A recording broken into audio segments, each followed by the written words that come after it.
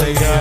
అందరూ నీవే కృపాధారము త్రియేక దేవా, నీవే క్షేమాధారము నా యేసయ్యా. నూతన బలమును నవనూతన కృపను, నూతన బలమును నవనూతన కృపను నేటి వరకు దయచేయుచున్నావు.